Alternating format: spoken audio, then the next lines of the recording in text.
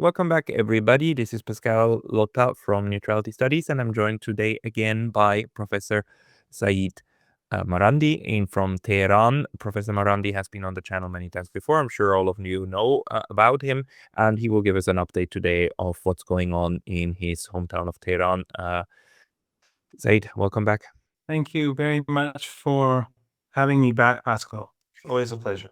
Professor Marandi, let me maybe ask you or start with this. What's going on currently in Tehran? I mean, we've seen the bombing campaign over the last week, and it seems to have been horrible. It seems that, the destruction is huge. Can you give us an update of what Tehran looks like at the moment?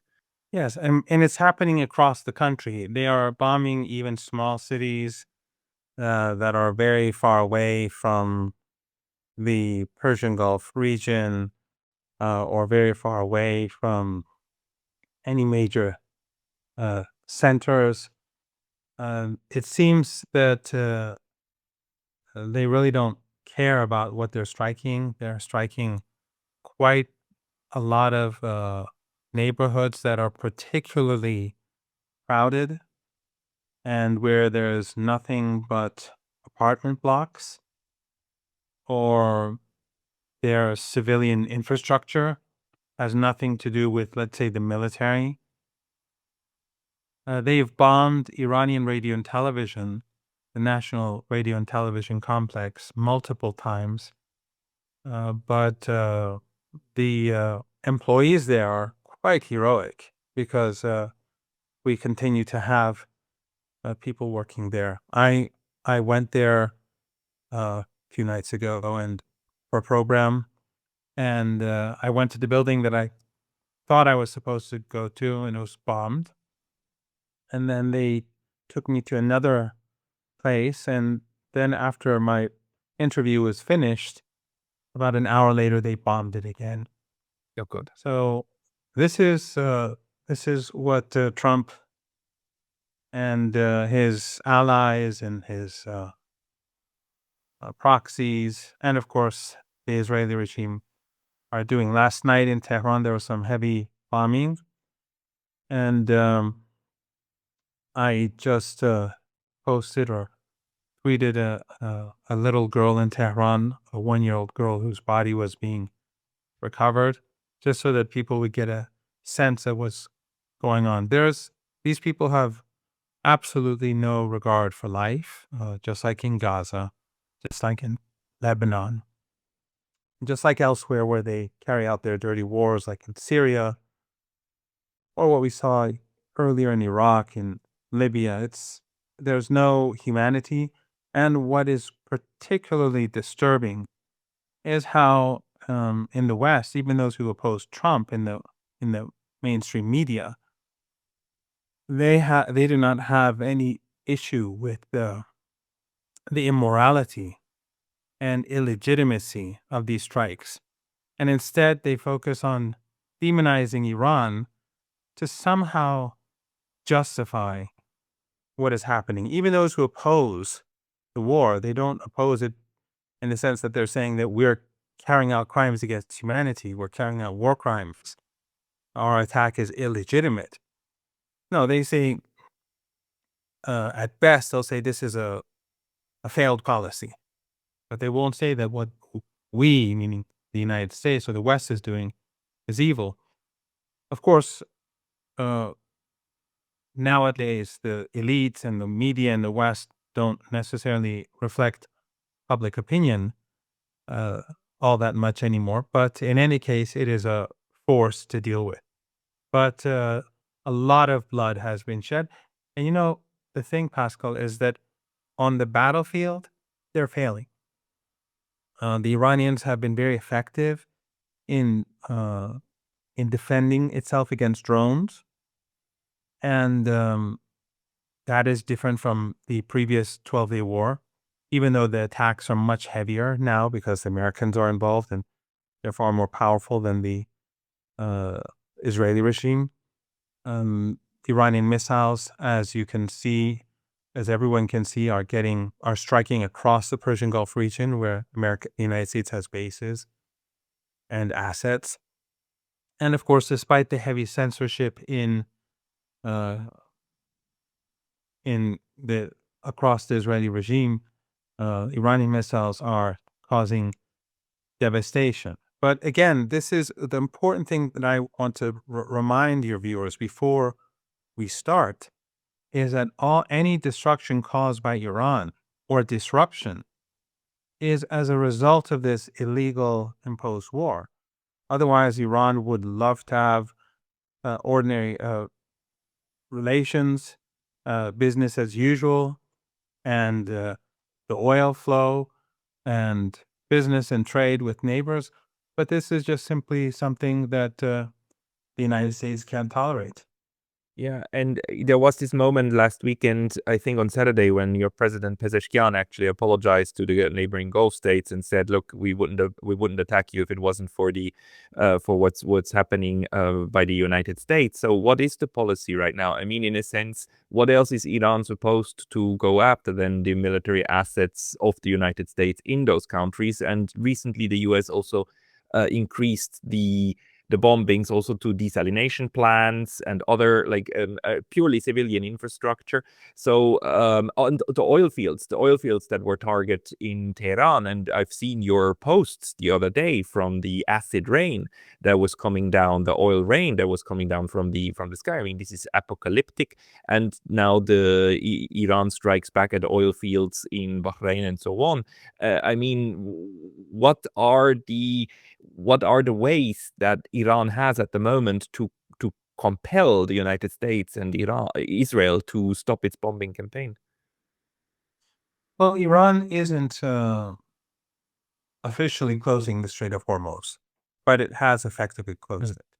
This is to put pressure on the United States. And we saw how desperate Trump was to bring down the price of oil because yesterday uh, he effectively lied and said that the war is coming to an end and that the Strait of Hormuz, it was implied that the Strait of Hormuz is going to be open and things will be back to normal and the price of oil went down. But then the Iranians said that this war is not ending anytime soon. We're not going to accept some ceasefire.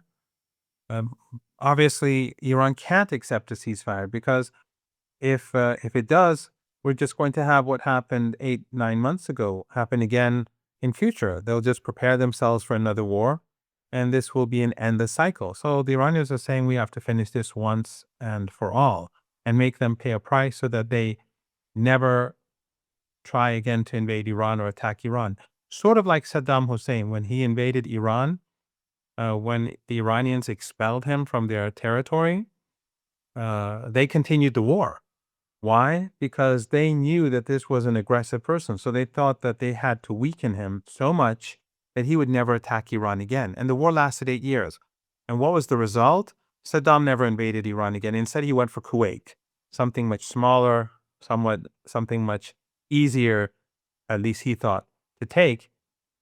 And so now the Iranians are saying that no, this war is going to continue. And of course, they've kept the Strait of Hormuz closed. So the price of oil is gradually going to go back up because no oil is getting through the Persian Gulf or leaving the Persian Gulf.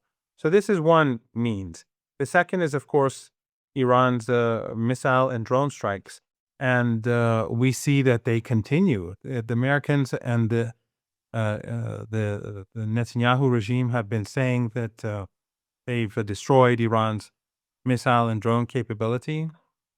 But the reality is that Iran has been firing more during the last couple of days than ever before, and with greater intensity and effect.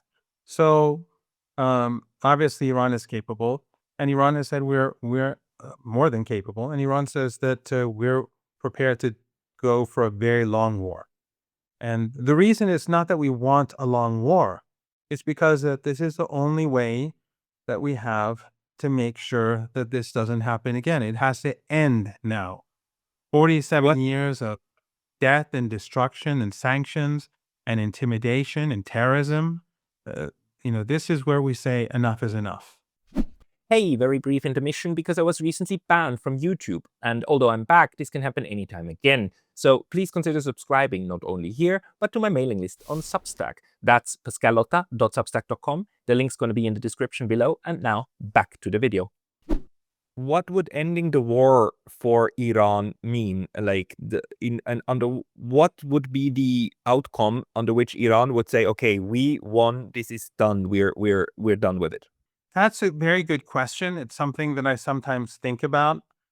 I know that they have some models in the Supreme National Security Council about how this would end or under what conditions it would end.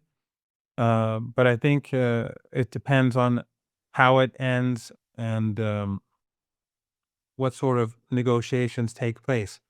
I don't think the Iranians at all will tolerate the sort of U.S. presence that we've had in the past in this region. And I think he'll make that clear to neighboring countries. I also think that the Iranians are going to demand a new form of relationship with its neighbors. It is not going to accept the former status quo, and it will expect compensation for the death and destruction. Lots of people are dying, and lots of private property, including public property too. I mean, both private and public property are being destroyed, and they will continue to be destroyed. And of course, people, little children, women, men, are traumatized by the scenes and by their neighborhoods being devastated. This is far more intense than the 12-day war. The American capabilities are far beyond Israeli regime capabilities. And of course, the capabilities of the Israeli regime are American and Western. The regime itself is small and weak and incapable to do anything on its own. So I think that and the model for future relations will change. Iran won't allow these countries in the Persian Gulf or any of its neighbors, including Azerbaijan or the northern part of Iraq, which has been semi-autonomous, to function the way they have in the past. So a lot of things will change, but I also think that this is going to be a catastrophic defeat for Trump. It will end his presidency because it did not go as planned, as we expected. I mean, if you've been following, and I'm sure you have, what I've been saying, and what I've been saying is has effectively turned out to be correct. That they will not have a quick win. I've been saying this for a couple of years now. Uh, I said that Iran will shut down the Strait of Hormuz. They will not be able to reopen it. That Iran has the missile and drone capabilities to continue a long war. And I'm no genius. If the United States had competent analysts, if they had been going through the facts and the information that exists, and if they had been listening not just to me but to many others who've been saying the same thing on your show and on other shows, we would not have had this war. But the fact is that the West is ruled by ignorant and arrogant people. It's not just Trump; it's administration after administration. Obama, Biden, Bush, doesn't matter. This is an empire that is arrogant. It is not only void of any morality whatsoever, as we've seen, of course, through the Epstein files, but it is also, in its arrogance, it refuses to comprehend or is incapable of comprehending the other. It sees the other as weak, as vulnerable, as broken. It believes its own propaganda about the other, that it's unpopular, it's about it to implode. So when they contemplated attacking, they say that to themselves, well, it will deal with them easily. Uh, uh, we can destroy them easily. But I think when facing Iran, they hit a brick wall. Iran is not Venezuela. Iran is not Iraq. It's not Syria. It's not Libya. It's not Afghanistan. It's not even Vietnam. And so I think that this is going to break the U.S. empire. One of the scariest insights for me from last week is just how many evangelical nut jobs there are in the U.S. Current government, including the Minister of War, Pete Hegseth, and down in the armed services. They are getting a lot of complaints from troops that their officers, commanding officers, are like giving them this evangelical kind of, we are doing this in order to bring about Armageddon stuff. So this to me changes the picture. If a lot of people responsible for this war are actually, Christian Zionists, and they want the war for the war's sake in order to bring about the end times, then the whole scenario gets even much more complicated. Is this problem something that you and your colleagues and people in the planning staff of Iran, that they've got on their radar, that this could be a holy war to some of these nut jobs? Well, yes, the one thing that you and your audience should always keep in mind is that Iran knows a lot about the United States, Right. and it understands its military, it understands its politics, it understands its culture. Our second language, of course, at university is English, but many Iranians travel. Many Iranians have traveled to the United States. Many of our academics have studied abroad or spent their sabbatical abroad. And in addition to all that, the United States has occupied Iraq and Afghanistan for many, many years. And these are Iran's neighbors. Iran knows what the United States did in Iraq, what it did in Afghanistan. I would just add to uh, what you described, what you said, I would add to them being nut jobs, is that they're utterly evil. And these people, basically, what they're telling us is that Christ supports genocide. This is basically, and that it is fine to carry out genocide. We see this from what the U.S. ambassador to the Israeli regime said, a Christian Zionist. He said that if the Israeli regime takes the whole region, that's fine. He said that they are the most moral army in the world after what they did to Gaza and Lebanon, where they carpet bomb all regularly. The Dahiya doctrine, that means flattening the city of Beirut. That is their doctrine. We kill everyone to bring down the nation, to make them bring them to their knees. In Gaza, I think they called it mowing the lawn or mowing the grass, where that means just killing people. They've been doing that for many years. This goes well before October the 7th. So this is a genocidal society, a genocidal regime, and Christian Zionists support it. So this is utterly evil. But yeah, for example, the U.S. Secretary of War, the way in which he talks about Iranians uh, is of course utterly, a monster would speak like that, which is what he is. So the Iranians recognize exactly what is happening and how politics are playing out in the United States. And it makes it even more determined because when you have the real policy of the United States, the unofficial policy of the United States, the unspoken truth being said by the U.S. ambassador to Japan, that if the Israeli regime takes the whole region, that's fine. And of course, they're the most moral army in the world. So when they take the region, obviously they can do whatever they want to whoever they want. So that makes this an existential war. What is, I think, frustrating for many in Iran and Iraq and in Yemen and Lebanon is that the Erdogan regime uh, is still sitting indifferently to what's happening, and in a sense, even helping the Israeli and the American camp, despite the fact that these threats are now these what the American ambassador said is now out there in the open. What Sisi is doing is basically carrying out business as usual. Turkey transporting oil, Jordan continuing to do business and assist with the war with Iran, the Saudis, these regimes in the Persian Gulf.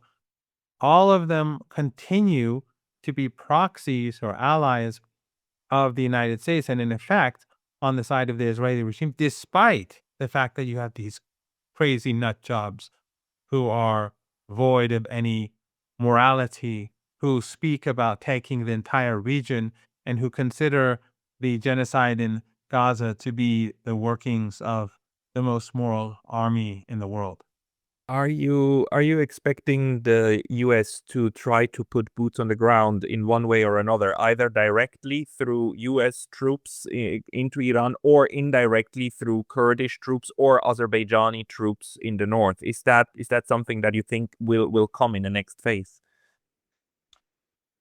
I think it is possible that the US will put troops on the ground, but not in very large numbers because they don't have that sort of capability anymore. This is not the United States of 30 years ago, and it's the allies of the United States in Europe in our region are not the allies of 30 years ago. When the United States went and invaded Iraq, for both wars, both the first war and the second, uh, the countries in the Persian Gulf region paid for it. And the United States was the hyperpower. The rest of the world was in a state of weakness. And the United States forced basically the world to accompany it during the first war. And in the second war, few could oppose it. And but that's not the case anymore. And Iran is not Iraq either. So the Arab regimes right now they're not exporting oil or gas, and that money, of course, is not going to therefore go to the stock market. The price of oil is going to go up.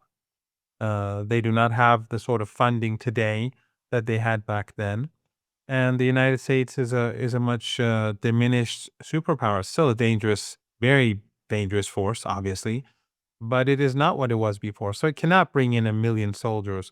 If it wants to wage a war with Iran, it will have to bring perhaps 1.5 million people.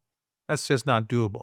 So they may bring in some special forces or something to carry out strikes here and there, but it won't change the nature of the war. With regards to Azerbaijan, the leader Ayatollah Khamenei, the new leader, he is from his family name is Khamenei, which means from Khamenei. Khamenei is a Azeri city. Marandi is from Marand, is an Azeri city.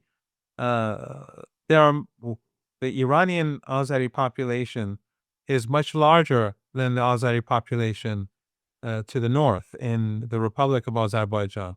And Iranians and ordinary Azeris, many of them believe that that is Iranian territory. And so Iran would never, of course, uh, move in that direction because we have not changed since the Islamic Revolution. Iran has never initiated any war. We've been the victims of 3 wars. Saddam Hussein, which the West imposed upon us, and near the end of the war, the United States entered the war and fought against us. They started attacking us in the Persian Gulf region, and they shot down an airliner, destroying naval ships and oil installations. And then the 12-day war, and now this war. But if the Republic of if Baku, if Aliyev, who's a the country basically has a family dictatorship in charge of it. If he makes any move against Iran, that will be the end of his reign. And inside his country, many are very close to Iran, and many are in prison. So I don't see a situation where he would be foolish enough to make such a move. In Iraqi Kurdistan, if there is such a move, the Iranians have already warned them. Right now, they're striking the bases of these terrorists, but they've warned the semi-autonomous government in Erbil, the Kurdish government, that if anything happens on our border with northern Iraq, that uh, we will destroy you. And the Iraqi resistance, along with the Iranian, can easily do that. So I find it hard to believe that the Americans can push them. It may happen, but that they can push them to do anything really foolish.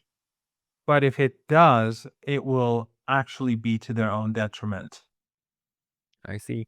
Um, then the other news that we are hearing at the moment is that apparently um, one of the aircraft carrier groups is on its way to the Persian Gulf, so they're bringing it for the first time really near Iran, apparently with the intent of opening the Strait of Hormuz by force.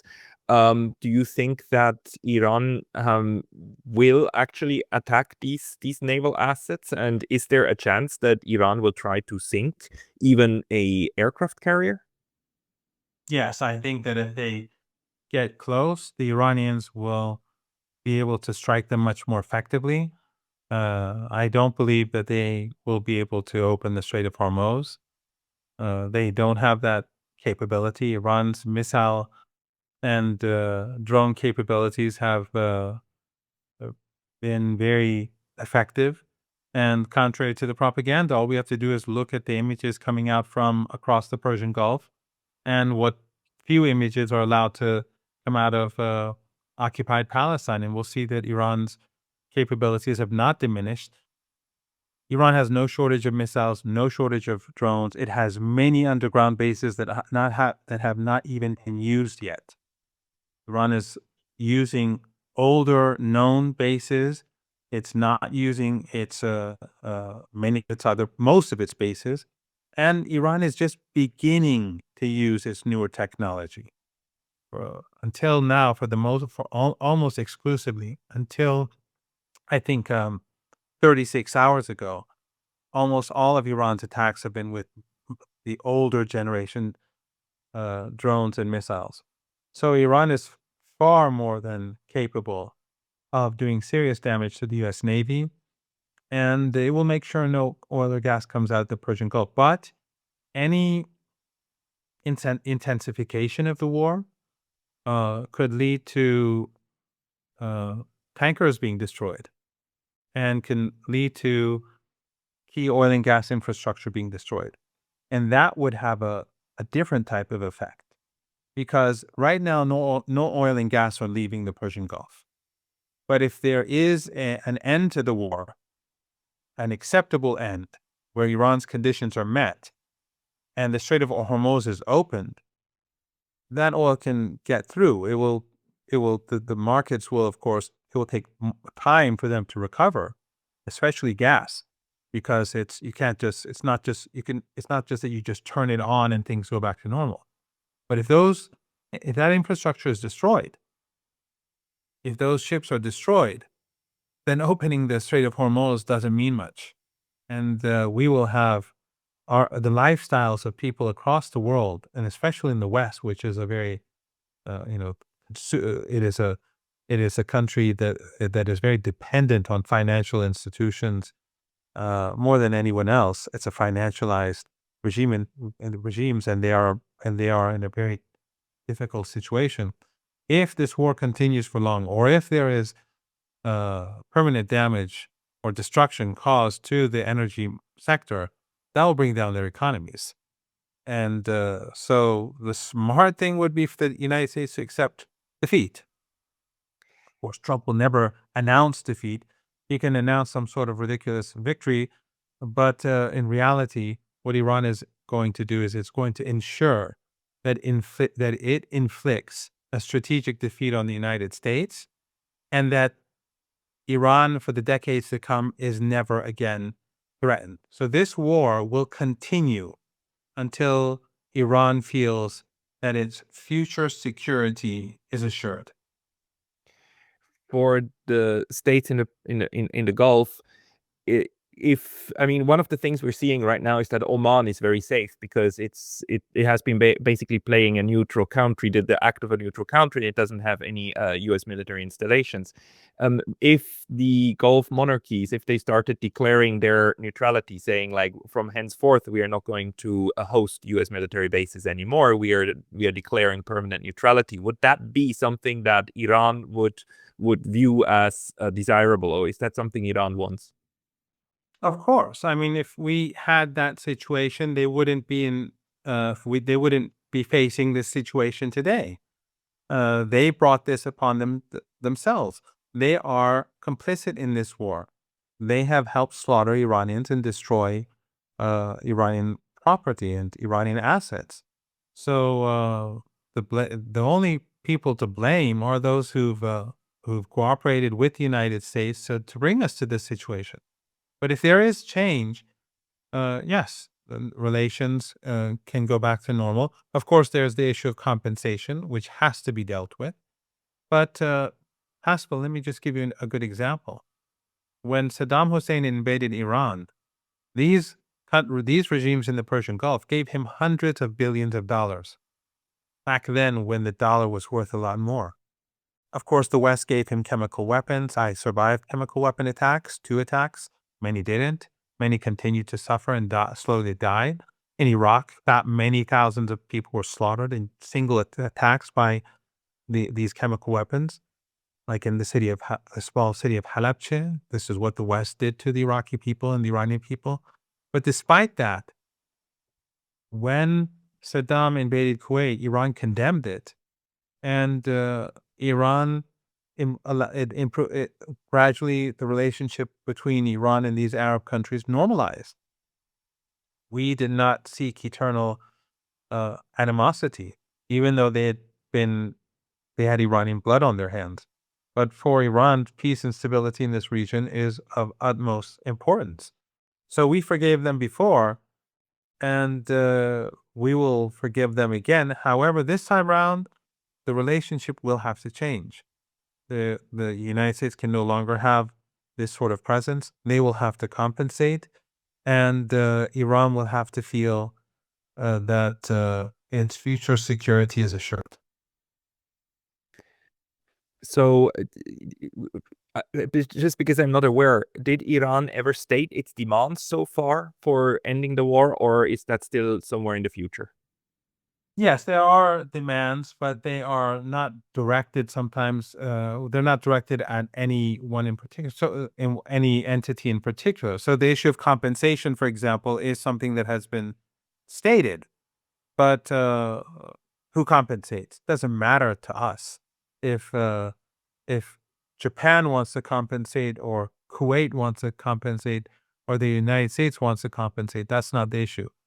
Uh, they've murdered many people. They've destroyed the lives of many, and through aggression, through an unprovoked and illegal and immoral war, to support ethno-supremacism, to support a genocide in Gaza. I mean, this is evil upon evil upon evil. And so there will have to be compensation. And what I said is also what they said as well, that Iran in future, that's why they're saying we won't accept a ceasefire. They've said this very clearly. No ceasefire. There's no ceasefire on the horizon as we speak. So even if Because the Americans that, said, even if Donald Trump said ceasefire now, I'm offering complete ceasefire, no shots fired anymore. Iran, you say, will continue. yes, that's not enough. That's not enough. Um, what do you think is the capacity of the United States to continue wreaking havoc on your cities? Do you think that is now going to go down over time, or are you expecting the bombing campaigns to last many, many more weeks or months? Well, we have the capability of continuing this war for a long time. Our missile and drone capabilities are enormous. We have countless underground cities, and our factories to produce them are underground too. So our stocks are full, and we can go on for a very long time. We don't want the war to go on for a very long time. We want it to end now. But the conditions for ending the war are what are key. We want people not to feel threatened 6 months from now, or a year from now, or 2 years from now, or 5 years from now. So, um, from what I understand, the war on the United States, the side of the United States, is not sustainable. This level of intensity for attacking Iran. Remember, the logistics alone, not just the issue of a shortage of ammunition and the production of the low production of ammunition in the United States and the Ukraine war and U.S. commitments across the world, military commitments. This is not the only issue. The United States, its economy is going to be hit more as the price of oil remains high and goes higher. The United States is self-sufficient, But that doesn't do the consumer much good. The consumer is going to, whether it's ordinary consumers or whether it's businesses that consume energy, they're going to be hit very hard. And as we speak, I'm sure it's already having a gradual impact. So there is that, and then there's the whole issue of logistics. For them, everything has to be transported from across the world to fight this war. This is our home.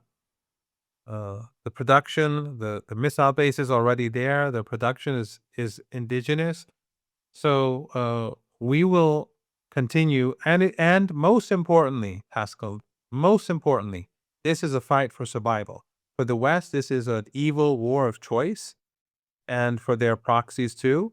So when you look at all this, I think it's not really sustainable for the United States. It doesn't mean it will end tomorrow or next week or next month, but it's not sustainable. If we think again about diplomacy, and the United States has abused diplomacy very, very badly many times to basically pretend that they're still interested in diplomacy while they were already preparing to strike, and they did, even like very in very nasty ways.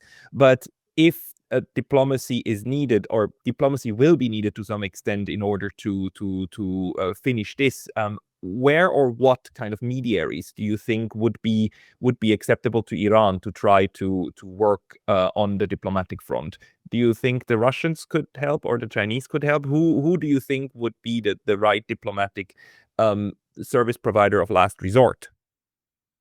Well, the regime in Washington, which is basically a Zionist regime. I mean, it's Israel first, and therefore, by nature, we can call it Zionist. These two Zionist regimes are the most immoral entities on this planet. And it's not just that they murder and kill and carry out genocide, but also they have absolutely no respect for their own agreements. And they lie, they cheat, and they steal, as the former head of the U.S. CIA once said, himself an evangelical Christian. So, Pompeo. So, we've already had agreements with the United States in the past, and under Obama, they did not abide by the nuclear deal, and under Trump, they just tore it up. And of course, we've had negotiations with Trump twice, and on both occasions, he was secretly planning to launch a war. So a piece of paper is worthless to us, and some agreement with the United States for ceasefire is not acceptable to us. The facts on the ground will have to change. The facts on the ground will have to change. Now, who gets involved and how? That's a matter that can be discussed, obviously, and will probably be discussed. But the United States will cheat Russia too. They'll cheat the Chinese too. They'll cheat anyone. They have no morality. The regime, and of course the Israeli regime, they have two ceasefires in Gaza and in Lebanon that they violated. That they violate every single day, and they kill people every single day, despite those ceasefires. So these are not entities that we're going to trust. And I don't think a piece of paper. I'm sure there's no doubt that a piece of paper is not going to work. If the facts on the ground change, if what's going on in the Persian Gulf and in West Asia change, then that will be important. But the biggest change that will take place, and this is the key point, the biggest change will be that the United States will be taught the regime will be taught a lesson. A strategic defeat will be imposed upon it, and the world will see it. And so, for example, what we're seeing today in this war is that the world thought, based on, or much of the world thought, that propaganda, that this war would be. Now, it's been 10 days, and the Iranians are hitting harder today than they were hitting in the past. And Trump keep talking all sorts of nonsense. 1 hour he's saying the war's about to end. The next hour he's saying I'm going to destroy all of Iran. I mean, he's a crude monster, and he says. I mean, he sounds like one of the fanatics in the Netanyahu regime. But he keeps changing, and I think that shows his desperation. But his arrogance won't allow him to shift his position. So the United States vote, but at the same time, politically and morally, of course, but at the same time, militarily, Iran is showing the world that this is indeed not that hyperpower that you thought it was, that can just come in and destroy and move on. And that the era of the Iraqs and the Afghanistans and the Libyas and the Syria and Venezuela, that era is coming to an end. And Iran will make sure that this is something that the world recognizes, and this is something that the American people recognize. So that Right. while facts on the ground have to change, but also this has to be recognized by the elites in the United States that we can never do this again. The price is just simply too high. Exactly what we did to Saddam Hussein. Wow. Okay. You gave me a lot of information. Thank you very much, Professor Marandi. This was again a tour de force, and I wish you nothing but the best, and please stay safe. I know Tehran is currently not a safe place. Please stay healthy, and again, thank you very much for your time today. Thank you very much for having me. It's always a pleasure.